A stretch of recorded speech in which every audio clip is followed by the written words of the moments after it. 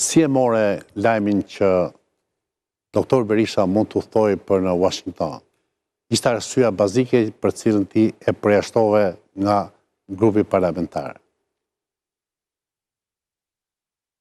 Doktor Berisha udhton për në Washington. Nuk është hequr non grata, por është non grata që udhton për Washington.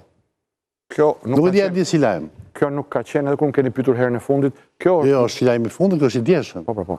Kjo nuk është çështje për mua, kjo është çështje për zotin Berisha dhe për autoritetet amerikane.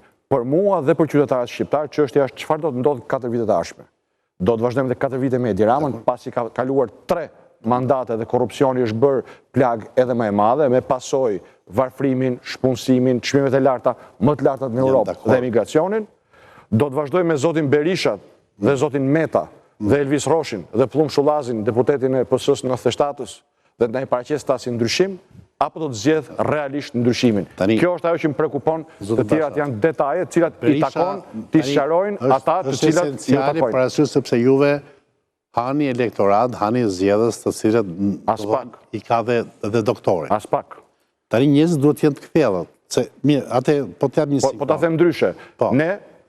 Ne jemi demokratët e Euroatlantik. Ne jemi njerëz të sakrificave në betejë me korrupsionin. Ne kemi aty, në atë plan që po tregon, 10 demokratë arrestuar sepse protestonin kundër korrupsionit.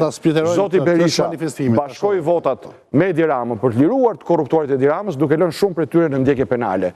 Vota për numrin 5 është vot për të hapur qelit që të dalin shokët e Edi Ramës. Vota për numrin 1 është vot për bërë deputet Ilir Metën, është vot për të dhënë pushtet Elvis Roshit. E vetmja vot për demokratët, e vetmja forcë e vërtet, partia e vërtet demokratike këto zgjedhje, është numri 4 është koalicioni Euroatlantik.